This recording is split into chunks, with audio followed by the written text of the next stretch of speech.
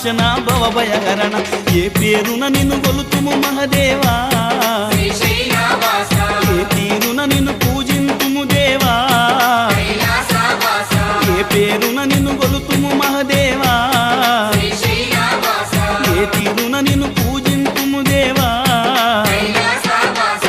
శ్రీశైలవాస శ్రీ మల్లినాథ నీ దర్శన భాగ్యం ఈవయ్యా మా జ్యోతిర్లింగా ఈ జన్మకు మోక్షం ఈవయ్యా ఓం జై జగదీశ